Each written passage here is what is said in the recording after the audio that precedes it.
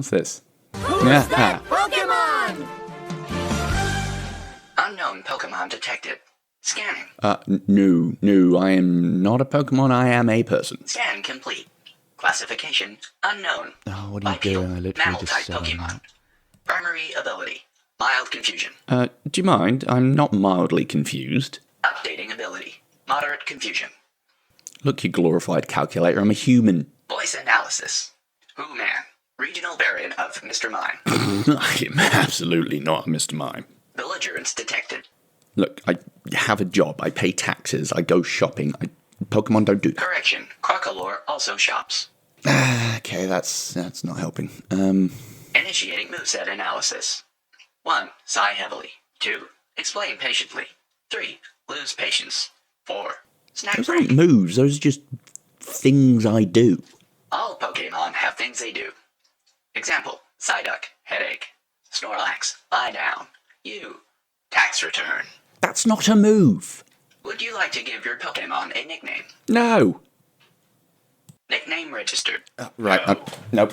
I'm done with this. Signature move detected. Listen Huffy. here, you little... My name is Dan, And my name is also Dan. and welcome back to the Dan the Gamesman podcast. And I'm not going to lie, I am slightly hungover today after watching Fozzie live last night, FX Studios here in Norwich, but I must admit it was very much worth it. Yeah, you'd mentioned Fozzie to me before, and I was kind of like, yeah. And then you explained who was in the band. I was like, oh, goddamn. Yeah, it's quite interesting how much different. I think I saw them like 10, 15 years ago, and they were not fantastic. But last night was absolutely incredible. So if you're seeing this and they are touring locally to you, I definitely recommend going to watch it. And if, like me, you didn't know who they are, Fozzie is Chris Jericho's band. Yeah, What the hell? he's really changing what he does. He can wrestle. He is in a band. He's also in Terrifier 2 and 3. Oh, yeah, he's the Asylum Guard, isn't he? Yes, who's eating like the weird brain cake. You would. Yeah, and but yeah, unrelated as always to start the podcast. But Dan, I'm gonna let you go first with what you've been playing this past 2 weeks because I've been playing many, and I'm gonna caffeinate. Brace yourself. I've been playing High Guard. I suppose someone must. I was joking. Nobody's been playing that. I haven't. I've been playing a game about digging a hole, which is what it's actually called.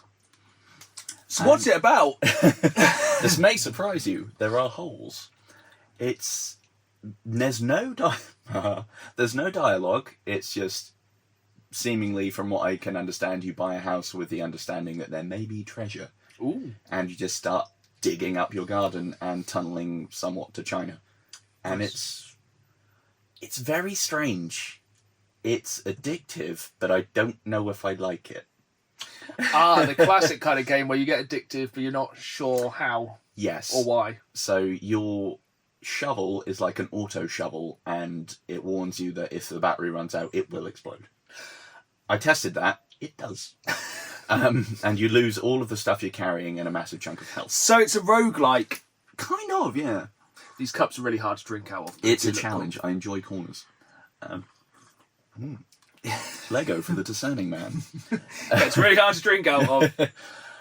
Yeah, it's very strange. For ages, you're like, I'm running out of backpack space because you need to upgrade your shovel, you need to upgrade battery, you need to upgrade your backpack capacity, your jetpack, because Ooh, at jetpack. first you're like, I don't need a jetpack. Turns out, you go low enough that you need a jetpack. Oh, to get back out of said hole. Yes, especially as the jumping mechanics are...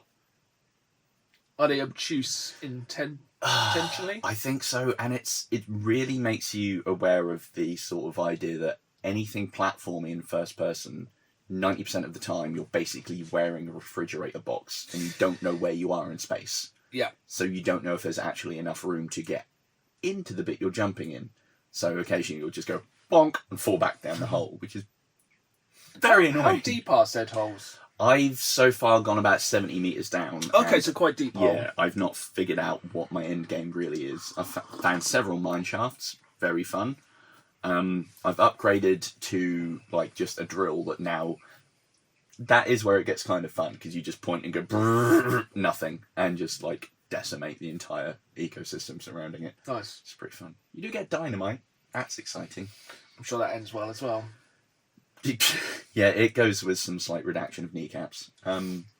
It's a weird one. It's on Games Pass, so I thought I'll give it a go because I do like the post-dad game? Is that what they call them sometimes? Things like Hard Space, Shipbreaker, and Shipyard Salvage, or what the hell they're called. Anything like that where you can kind of whack on a podcast. Maybe this one. And then just grind out whatever obtuse nonsense you're doing. Very fun. Still don't really know where I sit on this one. I will finish it just because I'm literally in the hole on it now. You need to find out what's at the bottom of the hole. Yeah, I need to see if it's the Kraken or something. Or just hell. Could well be. But yeah, there is lava. Found that out the hard way. My health started ticking down. I was like, what? Glowing floor. Probably avoid that. But yeah, other than the obvious being Arc Raiders and Battlefield, that's all I've actually been playing recently. Game about digging a hole. How about you?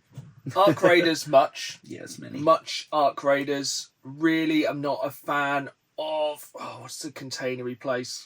Stella Montes. Really not a fan of that. In the bin. Went on there twice yesterday. Both times got 2 blueprints.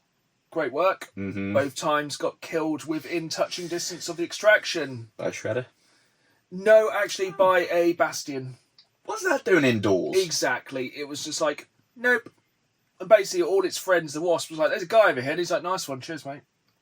And if you've not played the game, a bastion is effectively... a walking mortar. Yeah, it's like a transit van on legs, which really does not like your continued That level existence. is so annoyingly designed as well. I hate it. It's Doesn't got make like any 10 sense. floors, but like 1 set of stairs and 1 exit point. It's just an absolute nightmare, that map. It's like, the extraction's on a different floor. How do I get there? Shrug. Yeah. And Jump. everyone on there is ratting. Yep, it's the one for it. It's everyone. It's just literally, I've spawned in with this new squad, 30 minutes on the clock. Somebody shot me on my own squad in the first second. God's sake, First come thing on I do, every time I go into a game, first thing I do is hit the emote for hello. Yeah. That guy, now he chose violence. Absolutely not. Then ran away at great speed. But then also got killed by a shredder. Excellent. So, karma. Tell you what, I'm not... So there's a trials thing once you reach level 15 on there, which basically every week there's sets of challenges and you go up leaderboards. One of the ones for this current week is do damage to shredders. And I'm not going to Stella Montes. I'm just not doing it. I don't want to fight shredders. I don't want any part of it. I see, at first a spaceport was like the evil level where everyone was a douche. Yeah. But now it's just Stella Mortis. Yeah, that can get in a bin. But I think yesterday they launched a friendly mode. Yeah. So not full PvE, but Yeah. basically you get more rewards for not harming players and turning For your not attention being on a Ark. douche. Yeah. Basically their attempt to say, will you stop killing each other for 10 I like how goddamn minutes? everyone's like, we just want PvP. But I don't. I have no interest in PvP in that game, even though it is a very big commentary on mankind, where they're basically struggling to survive extinction, and everyone's trying to extinct each other, Basically, yes. So, which says more about the human race than the game. But, yeah, much of that. I also finished Season 1 of Battlefield 6, 100%, including that annoying extra little bonus, which has some terrible unlocks. yeah, it was not worth the effort. No, but Though. the completionist in me. Yeah. So now having a little rest from Battlefield, Smart. but did start the single player. I had like a day. I had to try and have a relaxed day, and I was like, do you know what? It's like watching a Michael Bay film. Yeah. You know what you're going to get. There is a storyline. It's told by... Have you played any single player of Battlefield 6? I think I played the first 2 or 3 missions, and I enjoyed it a lot more than I did Call of Duty. Yes, it reminds me of an old school... It reminds me of like Modern Warfare 2. Yes. That's how I would describe it. It's very Modern Warfare 2. It's very much, you can probably guess how it's going to end. There's 100%. A Scottish guy. Have we meant, I don't know how far. They keep harking to a bad guy who I don't know if he's been in a previous Battlefield. I'm pretty sure he haven't. I'm feeling just like, yeah, you know this guy. And I'm like, I have no idea who that is. But his name's McIntyre. He's Scottish. He's not a wrestler. Yeah, just a pretty solid campaign. I think I've got like 3 missions left to do. I quite like the challenges because I was like, oh, you can unlock stuff for the multiplayer. I can unlock some camos by doing this entire level without firing a bullet. I'm going to get Sledgehammer out and make Yeah, people just very happy. running around with a sledgehammer, just bonking everyone all around the show. But yeah, if you haven't checked it out, I would definitely recommend it. It's actually like surprisingly good. I don't know why everyone ragged on it so hard. Yeah, no idea. And if you haven't done the Gibraltar level yet, Absolute cinema. really good. Why that's not a level, like a full level of breakthrough, like doing the beach landing and pushing up through those streets. So good. So good. But they are, for season 2, they have dropped a trailer for season 2, and it does include the base from the start of the game. Oh, sweet. The one that, spoilers, Pax Armada, surprise, surprise, go I pretty don't really feral. know why they do. Yeah, because they were going to get given it in like 10 hours time or something when it was like, we're giving Pax Armada this base. And they were like, no, I want it now, mate. Delivery's coming. Yeah. It's weird. As I said, don't think about the storyline. The only thing I would say is annoying about it is the fact it's told in a flashback. It's like, why? But that's pointless. But that's been quite fun. But I have played a lot this week. I must have played a lot if I've actually gone to play Battlefield single player. That's a very good point. Also, went back to Helldivers 2 because Definitely it has been 360 days since I last logged on Helldivers. What in the goddamn, really? Yep, Whoa. 360. I nearly went a year. I would have got a chip and everyone would have known I was done with Helldivers for a year.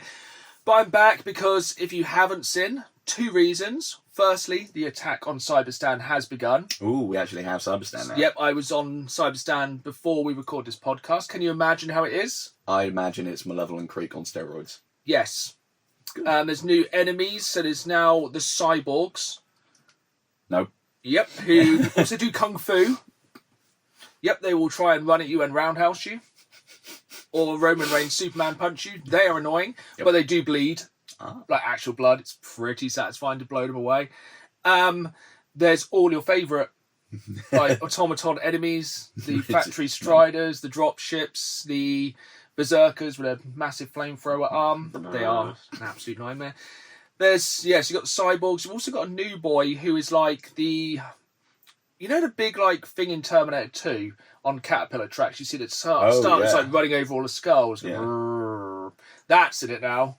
Oh no. It also goes around playing like evil music. But yeah, it's pretty awful. But the second reason I dropped back in is Tank. Yes, I knew of Tank. Very much want Tank. Yeah. Have not unlocked Tank yet because I realised I need to build some more credits. But it's quite easy to build credits on that game. It's gives something to aim for again. It's very good. I'm basically going to fill the gap between now and Battlefield 6 with that. If you haven't seen the trailer for the new Helldivers, I want to say add-on, it's just new, isn't it? Yeah. It's just, yeah, it's very good. Like, I love how much the developers really lean into the fact. And it's worrying though, they say if we don't we have to capture Cyberstan. Yeah. What have they got planned? So I feel like Supposed to lose fight, maybe. yeah, but it's not losing at the moment. It's getting absolutely decimated because I think like this morning about 7-8 o'clock there was like 30,000 Helldivers on the Cyberstan.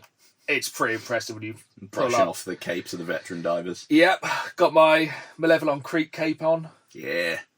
I was like, yeah, it's time. It's been like, I love how Helldivers really do hold a grudge. Yes, 100%. Yeah, we remember the creek. We remember. But yeah, so that's very good fun. If you're looking for a reason to jump back in, I would definitely recommend it. Might have to. I haven't been on in a while either, to be fair, and they were just talking about Cyberstan. It wasn't there yet. It's mental. Yeah, it's pretty hellacious. But then I was like, more. So I've also played... have you heard of a racing game called Onrush? I have, yeah. I haven't played it, but I'm aware of. Yeah, so it's Ubisoft. Don't let that put you off. But basically, it's a mix between Burnout and MotorStorm. You had me at Burnout. It's pretty good. It's really cheap. I think it's like a £5 or £6 game most of the time. Okay. I think it's definitely fallen for that hilarious thing of let's try and monetize it. It's like, oh, skins, paint jobs for your cars. But none of them are available now because I think the servers are long shut down. So there's only like so many single player races per se. But they're quite fun. You get like a fast car that you can bash people with, or like speedy car, or like car which has... And you have like power-ups. It's basically like... Probably got a little bit of Mario Kart in it as well. Solid. It's pretty solid. It's got a pretty good soundtrack as well. It's licensed. Excellent. Yeah, pretty good music. Really good physics. Essentially, you have to beat people up with your car. Cars fly, you can like land on them after jump. Big jumps, very fast, arcade controls. That's what I like. Definitely a bit of a hidden gem, I'd say. Especially if you like want to hark back to like the golden days of like MotorStorm, which we all do, or even the golden days of Burnout now, because it's been vertical takedowns on Burnout 3 would just gives me life. I would 100% recommend it. It's a very cheap game. It must be on Ubisoft Plus. I'd imagine. Just on Games Pass now? I think so. I mean, probably. I've only got like 6 games, so it must be on there. Yeah, if not, I think it's like a £5 or £6 game. I think I picked up in CX or somewhere. Playing on Xbox Series X. Very good, very fast, very enjoyable. Which then brings me down to my final game, which I was like, I went away for the weekend and I was like, I really want to play a Mario game. Yes. Because I always kind of dip in and out of Mario games. Platformers aren't my forte because of the whole jumping thing. I just have that with first person or third person jumping. I'm just absolutely awful at them. Same, stresses me out. And yeah, I jumped into Mario Galaxy on the Switch, which I heard is meant to be quite good. That, I feel like there's some foreshadowing there in your wording. Oh no, it is. Shockingly, it is good. Oh, okay. Like really, really good. All right. Like it's one of the best platformers I've ever played. It kind of has that thing which Split Fiction has, or like It Takes Two, where you'll be given something new to play with for like a level, and they'll go, nah, what's next? You're like, perfect. The level's like quite bite-sized, so like most of them like, some of them are like 5 minutes, some of them are like 20 minutes, but they're all really short, so it's perfect on the Switch. And also, because it's on the Switch, you don't have to do the annoying motion controls which are on the Wii. Because basically you have to like get gems, you have to like, with the Wii, you have to like shake your controller around. And with the Switch, you can shake your controller or you can just rub on the touchscreen, which is way better. Yep. And yeah, it's very, very solid. Especially if you're playing it in full handheld mode. It's like, I think the idea is I think they really, really want you to play it not in handheld mode, but it's like, I refuse. Yep, I would refuse. And it's really, really, really good. I'm playing it on the Mario Collection, which had Mario 64, Sunshine, and Galaxy. I know they've now done a Galaxy and Galaxy 2 repackage. Nice. Which you're like, oh, I really don't want to buy that. Then I'm like, yeah, I really want to. I can see once I finish this one, I'm going to want to go into Galaxy 2. Nice. But yeah, it is shockingly a very good game, which I'm sure many, many people have said before. It's a very good game. And yes, it's a very good game. I also like being a bee in it. Excellent. Fair. That would be a good selling point. I think, better than Tanuki. I think. Yeah, that's all I've played. Fair. Many more games than I. Yeah, it's been a pretty good couple of weeks for gaming, actually. To be fair, I have been playing some more Resident Evil Village, and I gotta say, until the point, actually even then, what the hell is wrong with Lady Dimitrescu in as much that, you know, Ethan's like crashing through doors and then like, oh no, I'm going to crouch. And she's just like, la la la, can't hear anything. Or he's like ducked behind a window, forgetting she's like 8 feet tall and you can just see up her nose. Like, she can see you, bruh. She's like, no. See, people don't seem obsessed with her, but I think her sisters are way scarier. Oh yeah, just suddenly a cloud of bees is yelling at you. Yeah, that's way worse. And also, like, Ethan's missus is not great. That's very true. But yeah, are you still going through the vampire castle? Yes, I've just killed the second sister. Is that the bees? Yes. Yeah, she like came yelling at me in an attic, and I'm like, yeah, but there's a hole in the wall here, so get cold. Bonk. Be interested when you get to the end of that section for the next episode. Yeah, I kept being like, la la la, I'm having a good time. This isn't scary. Then suddenly Dimitrescu comes like, hello, through a door, and yeah, words were said. Oh, it gets so much worse as well. I can imagine. Yeah, I'm very excited for Resident Evil 9. Ooh, speaking of, have you seen the neck set that Panasonic and Sony have made together? It's like a wearable speaker that just kind of sits around your neck, designed to, I guess, give you proper surround stuff. And I didn't look into it properly, whether it's got little fans in it or something as well, to just give you the absolute whisper. Just have a little breath on your back. Yeah, no, I don't fancy that. Yeah, because I know that I'd forget about it, then my cat would poke me and I'd think something was happening and I'd have a conniption. So I'm very excited. I'm more excited for Leon's part of Resident Evil 9 than I am for Outbreak. Yeah. Daughter. Yes. Can't remember her name yet. Grace? Grace, yeah, I think so. I'm kind of trying to ignore it as much as possible, all the stuff coming out, because I know I'm going to play it like pretty 100%. much day one.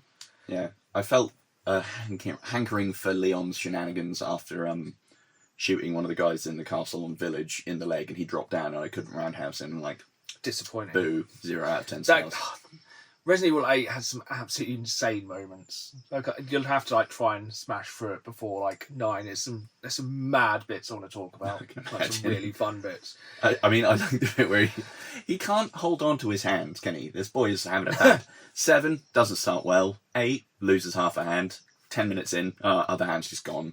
Just quickly stick that back on. Yeah. Fungus man. It's weird. It's odd. And if you hadn't played 7 and he's just like, help, poor, I'm good, you're going to be like, what? Yeah. Yeah. So, I wasn't a fan of 7. I'm much more a fan of 8 than I am 7. 7 had its moments. I like to be able to fight back, even if it's not that much.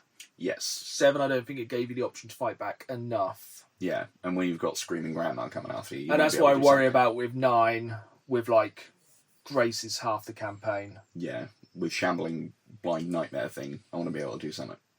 Yeah. But we will be doing a Resident Evil special very, very soon. Yes. Because obviously we are roughly at the 30th anniversary of Resident Evil.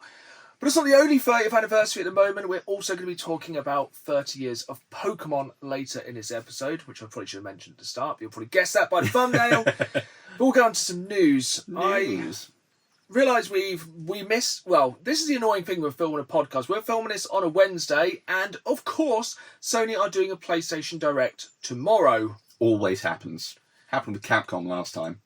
Yeah, so something maybe will be announced. Perhaps we might get the 3rd gameplay thing of Crimson Desert. Don't know. Maybe. Hopefully. Features overview. Very excited for that. Or I wish to issue an apology for last episode where I was like, yeah, maybe about that. I am fully on board Crimson Desert. I want it in my face right now. It looks... Oh, it looks so good. It looks like it's every game. Yeah, It's everything. After I saw It's like, the ADHD thing with the him, like game. suplexing people, you can properly like cane choke slam guys into the ground. You can like block their kick, grab them by the leg, and just be like, off this cliff, mate. Like I'm just gonna... Or just pilot a giant mech. That too. Or And fly. I reckon you're gonna get like a clockwork dragon as well as the regular dragon. And the devs have said like, oh yeah, there's plenty more up our sleeves. It's like, how big are your sleeves? It is just a game of actually everything. If you haven't watched the trailer, just go and watch it and try and work out what the hell it is.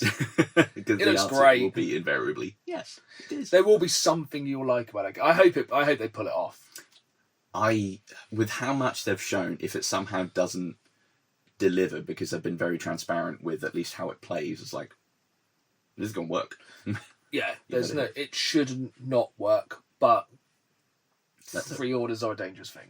There is that. It's apparently twice the size of Skyrim and bigger than Red Dead Redemption 2. And the draw distance is absolutely insane. Mental. And you apparently can, no loading screens.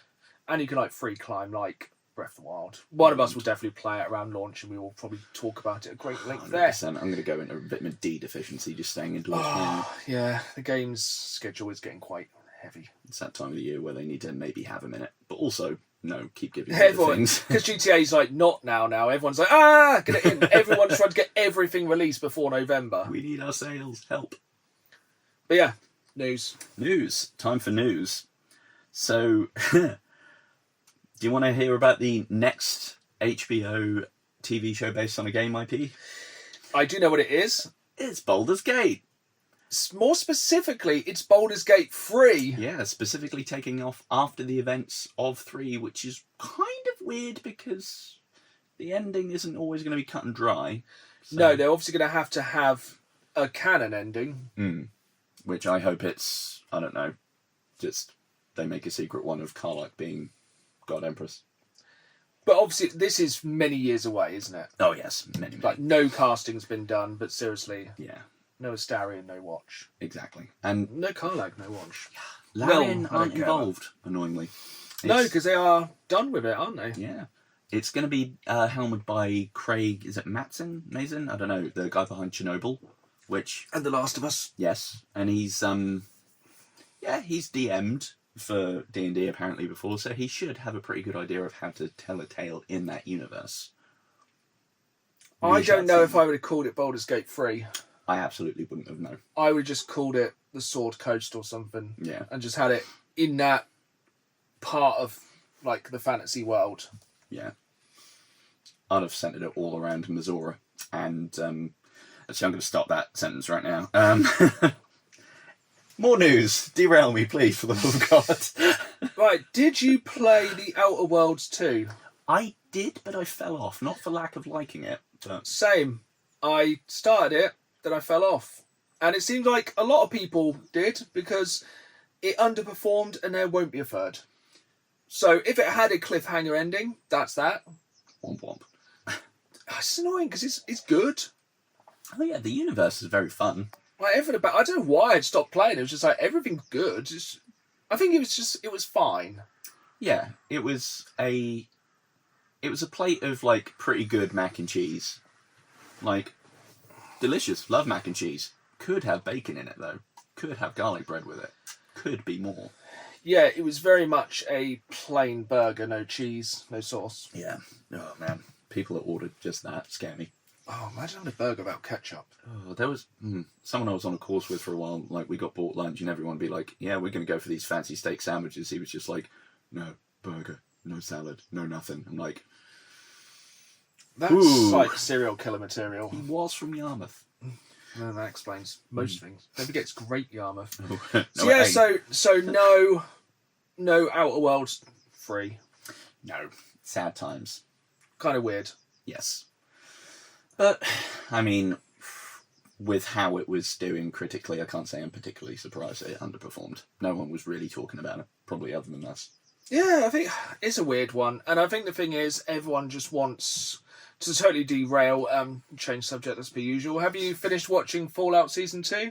I've got the last episode to go. Okay, we'll talk about the next episode, but essentially, it was good. Essentially, the countdown on the Amazon website ended. Everyone was like, hooray, Fallout remaster. And they were like, no, 3D tour of location from the show. Which is really what people wanted, thank you. And everyone was like, oh, cool. But yeah, Fallout remaster when? Please now. I actually think I might have stopped playing the Outer Worlds 2, so I was like, oh, we're going to get Fallout New Vegas remaster soon, I'll play that. I don't want to, like, overdose on, like, weird Obsidian open world. And it's like, now I'm hungry for more. Yeah, that's sad times. Yeah, so, yeah, Fallout remaster, please. Yes. Or, basically, Bethesda, make anything. So what Obsidian will do now? What do now? That's a good point, because I don't think Avowed did great either, even though that was, again, that was good. I enjoyed that. I finished very that. fun. That's coming to PS5 soon, or Yes. it's now, or... It's around. Again, it was so critically middling that I don't know if it's out already. I really enjoyed it. I would call it a working man's RPG. I think it was like 20 to 30 hours long. Mm-hmm. There was enough content. It wasn't bloated. Yeah. The combat was super fun. Oh, yeah. Interesting world, interesting everything, yeah. But I'd highly recommend it. Mm-hmm. So, I actually have some, I'm going to call it actual news, or Ooh. journalism for Ooh. more than my actual usual approach to this. Trigger warning for some mentionings of some not fun things. It's going to be Epstein, isn't it? Hey. So, Bobby Kotick, former Activision and Blizzard CEO and current Slug person. So, some things came out towards the end of last year that there is a lawsuit against him from former employees. This is not where you were thinking it was going. No, it's not. Basically, they're accusing him of covering up or failing to report a lot of instances of SA within the company. Not great. His counterclaim to this is that all of those claims were faked by unions to scare other employees to join the union and pay them their dues. Which sounds very much like a, I don't know, what else is about other people saying, oh, all of these allegations are trumped up just to kind of scaremonger? I don't know. That sounds familiar, but I can't quite place it. Anyway. Bobby Kotick, former corporate big shot and current bag of sweaty cheese, is in the Epstein files. Oh, there it is. Yes, because the reason his relationship, so you can't watch, view, do anything without getting a mention of Epstein in a minute. You can't even watch a gaming podcast or listen to a gaming podcast now because he's done many, many, many bad things. Mm-hmm. But did you know he's done the worst thing? Of all things imaginable. Which is? He may well be responsible or at least instrumental in microtransactions getting such a foothold in gaming. He was the one who said, do you know what, we should add microtransactions to Call of Duty. It's mental. Like, his involvement in these things, depending on where you read it, is varying. But he had this weird thing if he wanted to kind of reform education involving, like, VR and things, and basically gamifying learning. And that's also something that this Kotick piece of effluence wanted to do, and basically was very instrumental in bringing that about in Call of Duty and starting the decline of that nonsense. And even if that's overblown, it has been found in these files that Kotick was borrowing a certain person's helicopter to go hither and thither. So if you put that together with the fact that he is openly saying about using these techniques to manipulate young people, I think maybe Kotick should go take a long walk off a short pier, perhaps. I think that would be the least he deserves. News. We're doing journalism today. Look at that. I know. You thought you could get away from all the Epstein stuff, but no. I'm going to totally and utterly change the subject. Probably no other podcast will ever go from Epstein to, did you know that the Netflix app on PlayStation 3 has just been shut down? Why was it still getting support? Netflix never shut it down. You have been able to watch Netflix on your PlayStation 3 until about a week ago. It's weird that you'd bother to shut it down, really, but alright. Yeah, I don't really understand how it works. Like, did they just forget? Did they not care? I mean, is Netflix still on the Wii? Because I actually used to watch Netflix on the Wii. I used to always just stick YouTube on there. I'd just sit in the kitchen, like be drawing, or sometimes I'd be training if I did home workouts, and just stick things on YouTube and amuse myself that way. I didn't get out much. But yeah, so they are unfortunately shutting down the Netflix app on PlayStation 3. McRib. The PlayStation 3 is a crazy console. Like, I have one sat directly in front of us at the moment. I think I've mentioned this before in the podcast. Periodically, because it's on standby, it will just turn itself on, update, and then go back to sleep. It's really weird. It's really weird. It's done it multiple podcasts. Oh yeah, 100%. I've seen it happen, and it is slightly haunted. I was really waiting for it to do it then. Oh, that would have been That'd be really weird. That would have been so funny. It did not. We're not going to pretend. We're all real news here. But yeah, have you any more news? Only one that takes us nice and swiftly into our topic for the day, and that is that on February the 27th, it's Pokemon Day, where we're going to get a big old live stream, hopefully detailing some more releases and some concrete dates, including, it's rumoured, a lot of stuff for the next Gen 10 game, reportedly set in Indonesia, and possibly some new Pokemon that might be starters in that region. Ooh. Want.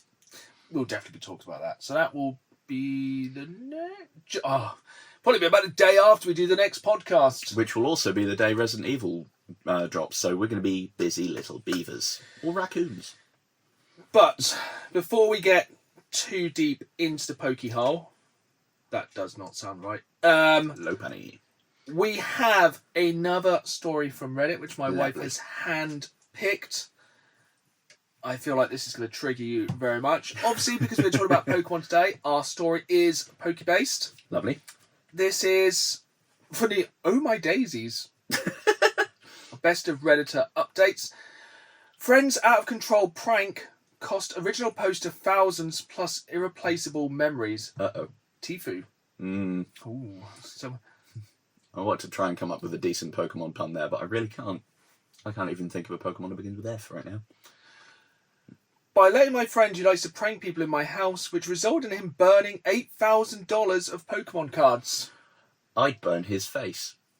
So, a little backstory. When I was in the 3rd grade, my grandpa died. This isn't too relevant, but 2 weeks later in school, I found the most destroyed Pokemon card on the road. It was a colourless frou-frou.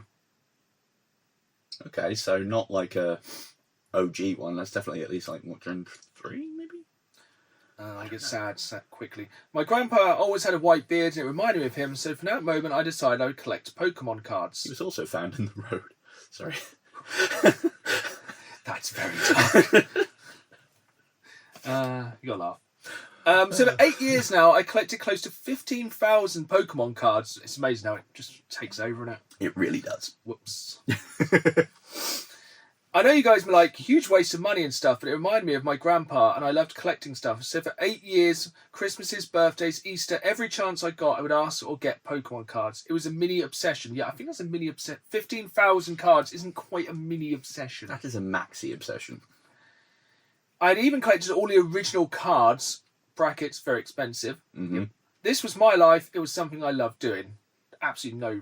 Can get behind that 110%. Yeah, don't be talking about that more later.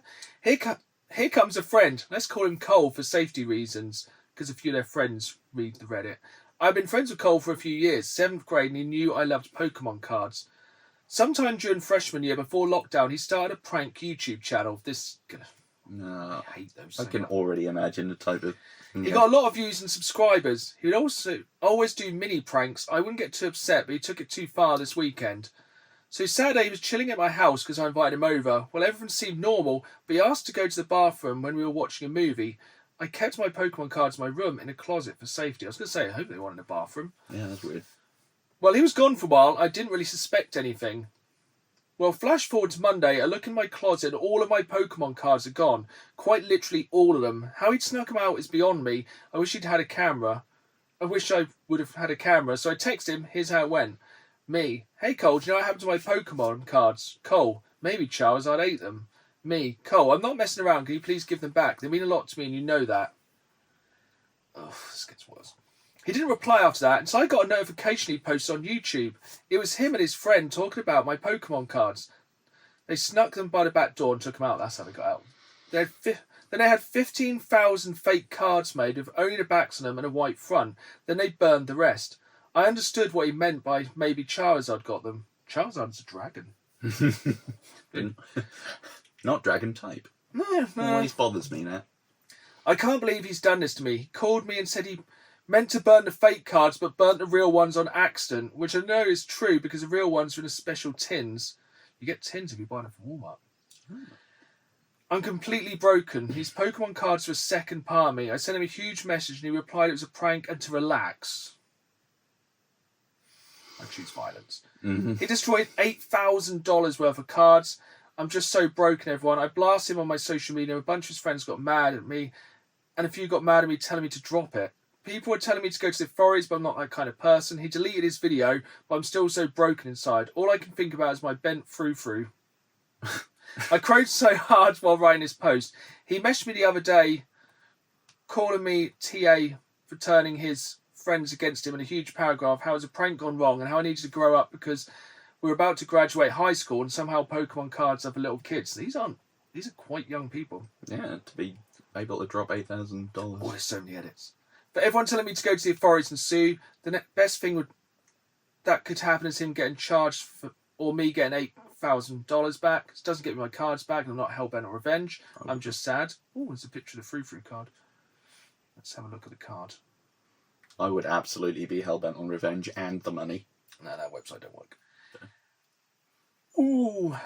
Edit 2. After everyone's comments, I decide I'm going to the forest with my evidence tomorrow. I'm not the guy to do this, but thank you to the guys. Thank you guys for the strength. I'm never going to get my cards back, but I don't want him doing this to others. I'll update you guys. Good, slap him around. Legally or otherwise. Edit 3. This really blew up. I'm going to update you guys, I promise. For those thinking he's lying about burning them, he wouldn't have deleted the YouTube video because he's obsessed with views. Fair. Edit 4. For anyone saying I'm severely undervaluing them, I know. I'm just going off what I personally put into them. Altogether, the value could be more 20k, especially for the older sets. I'm absolutely crushed. I'm crying writing this because it keeps reminding me they're gone. I want to go to my closet and recognise them. Reorganise them. They're like... Whew! Edit 5. Thanks so much, everyone. I had no idea it would blow up like this. Your support means so much. I've collected a lot of evidence. I have video proof of them taking the cards to my house, thanks to the neighbours, plus his confession, his messages. I'll be going to the police tomorrow. If anyone wanted to send me Pokemon cards, that means so much, but unfortunately I don't have a PO box. For those suggesting a GoFundMe, I don't have, I'd feel right about that. I don't think I'll get my money back considering Cole is broke, but still, love to all. It keeps going. I think it's the final letter though. Details, Cole is broke. Getting my money back will be difficult. However, I'm likely going to press charges still and aim for court. My parents will let me deal with this because they're trying to see how grown I am and see if I'm ready for adulthood. Bit intense. My entire collection is worth well over 8k, but I've put 8k into it personally. Those asking for his account on YouTube, I don't want to expose him yet. Those telling me to go to the cops, I am. I know I'm never getting my money back, all my Pokemon cards. I'm crying writing this. Gosh, I'm so tired of crying. My heart just hurts, but I want justice. Oh man, I hope he gets taken down, one way or another. As you were reading that, I just got an eBay notification that some of my Pokemon cards are being delivered. Oh, there's more updates. Wow. So after going through photos and messages and receipts, I'm able to compile at least $3,000 worth of Pokemon cards worth. I'm taking to the cops tomorrow. I spoke to my cousin. He said I'm going to need solid proof what the card's worth and a replacement value. He's a decent lawyer, but he thinks I could get 5 to 10k in court for emotional damage. That's on top of the replacement value. I'm very disappointed because not only has he ignored my calls and messages, I've lost a huge part of my life. Thank everyone for their support. I'm going to go start a GoFundMe or something because I'd hate to take out a loan for a good lawyer and costs. I know I'm not getting my money or cards back, but I can restart. Yes. My heart breaks every moment I think of Frou-Frou. Damn. Cole. Oh! Cole's an ass. Update 2. As to my last post, I decided to go to the forest. However, me being me, I decided to give him one last chance. 3 hours ago, roughly around 7 a.m, I decided to give him a call. I think he was sleeping because he picked up he was still groggy. The call went a little bit like this. Me. Cole, I'm being completely serious. If this is a prank or you can still have my cards, I'm begging you to give them back. They meant the world to me. Cole. Dude, I told you I don't have them. I'm sorry about what happened, man. I really am. I went too far. Me, saying sorry isn't enough. You knew how much these cards meant to me and destroyed a part of my life. Cole, I promise it was an accident.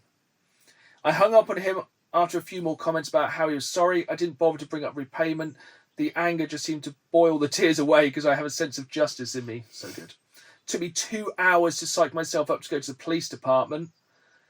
When I walked in, it was very overwhelming. There was a lot of talking and phone ringing. I walked up to the front desk and asked to report a crime. The lady sitting there was crying.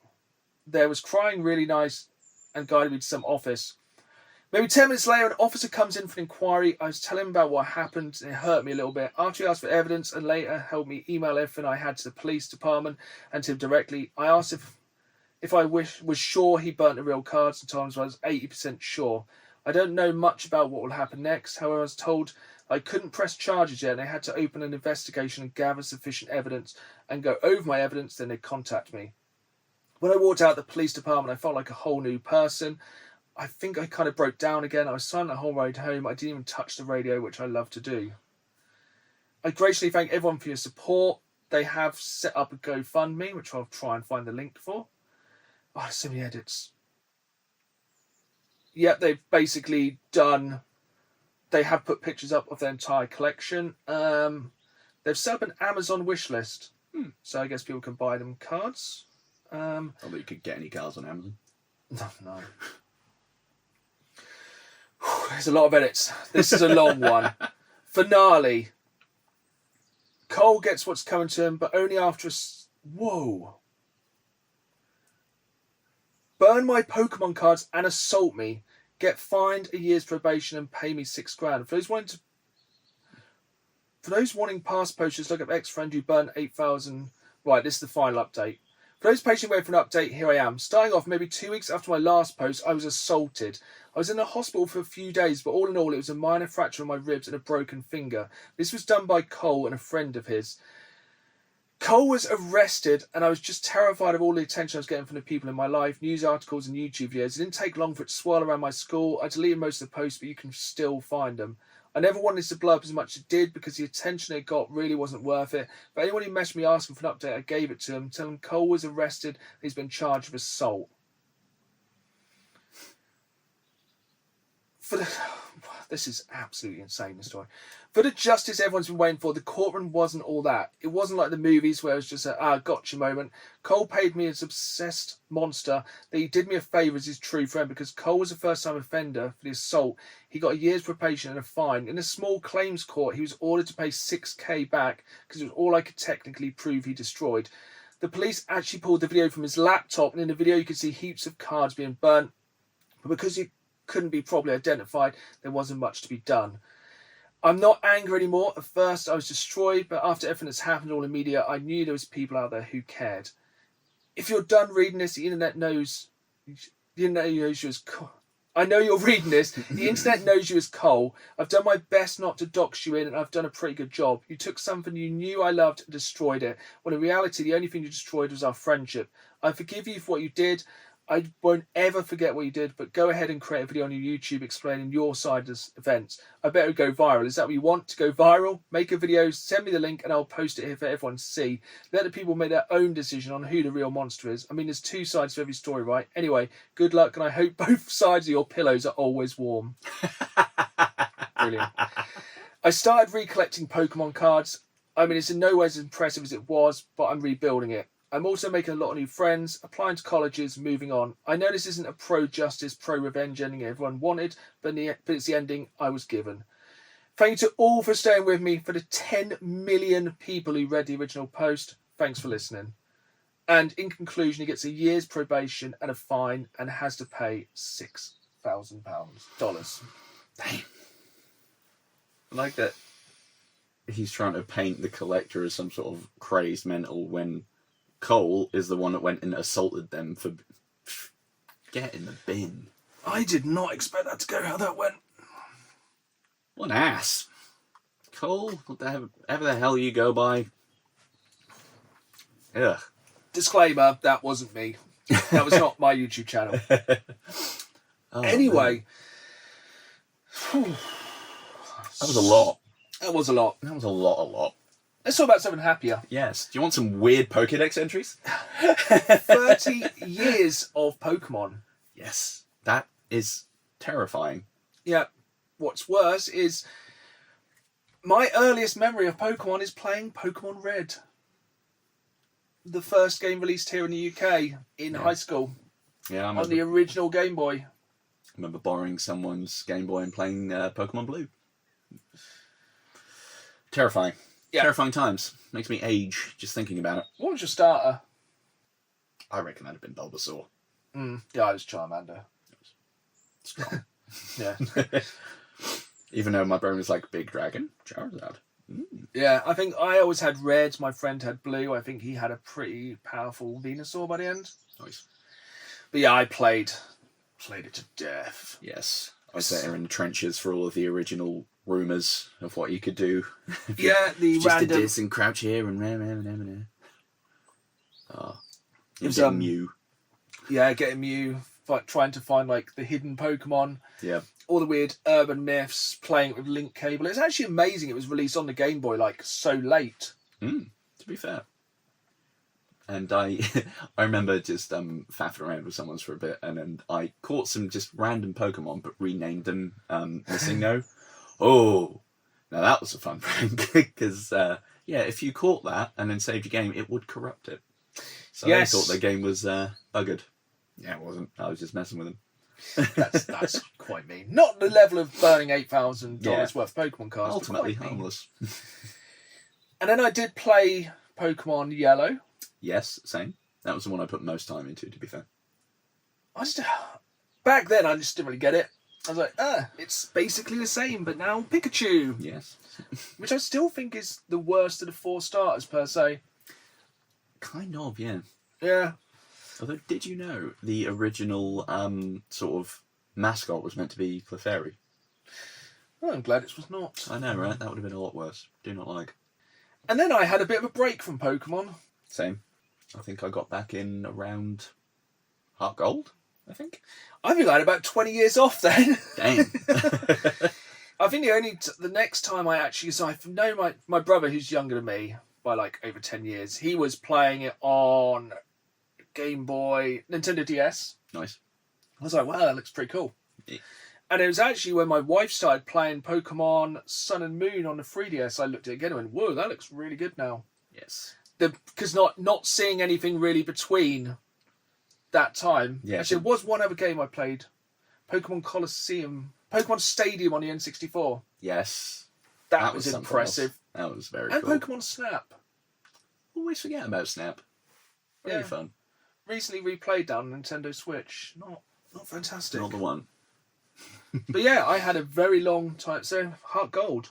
Yeah. And did you know, from what I've read, originally, so Gold and Silver, not Heart Gold, Soul Silver, but the original ones, they were meant to be the last games because Game Freak were like, probably not much more of a thing for it. And then people went absolutely nuts for it, and Game Freak thought, might be some more money in this.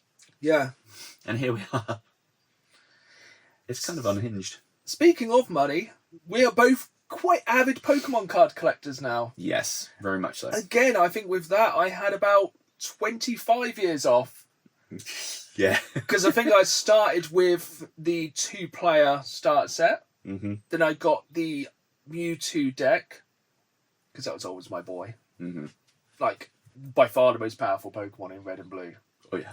Like, wipes the floor of everyone. Yeah, and I left that for 25 years. Yeah, I remember only kind of vaguely getting back into it maybe in the mid-2010s because my friend Matt, like, he's still very in the scene and would just kind of get info dumps from him about it. It's like, wow, there's a lot more to this than I realised. Yeah. Yeah, that's definitely a very big part of life now. Yeah, very much so. Because this year we are eating very well. I think there's like 5 new sets or something insane this year. Many. I think we've got the ETB for the new one, Ascended Heroes, is dropping in a week once this episode comes out. Ooh, that's next Saturday. We're going to be doing the big unboxing, isn't it? Big. And then I think a month after that, there's Perfect Order. And then I want to say there's one in March, Chaos Rising. Yeah. And September, another dual set, which is just... And obviously we're getting all the 30th anniversary shenanigans stuff. Which, oh my god, take my money. Some of the art rares they have recently released for that are... I mean, one, they're gorgeous and are unhinged, even though Rotom is secretly in the corner of one of them. Of course he is. 2, did you notice it's called, like, the First Partner Set Series 1? Yes. Worrying! But the 9 cards together do make an absolutely incredible... It's going to be a very, Sort of. very expensive set, I think. Yeah, and from what I can understand, the only way you can get them is by getting these First Partner boxes, which come with a little fun pack, which... I don't know if it's 1 or 3 cards. I'm hoping 3 at the very least. It is free, and I think it's a guaranteed hit. Nice. But yeah, you could buy 3 of these packs and not get all of the 9, which is a little bit eepies. It's gonna be a really annoying one, isn't it? Yeah. I mean, I'm still trying to collect the 3x3 Galarian Gallery set from Crown Zenith, so it's frightening. Yeah, that's a massive addiction. But Pokemon game-wise, The last one I played, I think the last one I played was White version 2. so I kind of dabbled on the 3DS ones. I was like, these are pretty good. And then I really got back into it with the Switch. Yes. I feel like the Switch was definitely a second win for Pokemon games. Mm-hmm. I know a lot of people don't seem to like them, but I think it's just having that slightly stronger console and having like a much bigger open world. And there have been so many Pokemon I'd never heard of. Yeah. And also, especially, it was the first one I really jumped back in on. Me and my wife both. I bought Pokemon Sword, she bought Pokemon Shield. So that was a really good way they do it with games, is to have 2. Yes. It Like- does create that weird little, I don't know, market rivalry of things. And I loved the setting of that one, it being like England per se. Yeah. And just having like coughing with a stovepipe hat and a monocle. It's so dumb. It's I think the Switch is one of the best consoles of playing Pokemon. So like you got basically Pokemon Yellow remake, Yeah. Sword and Shield, Scarlet and Violet, Pokemon Arceus, which is really good. Arceus looks pretty cool. Like an actual kind of different Pokemon game, but it works. Yeah.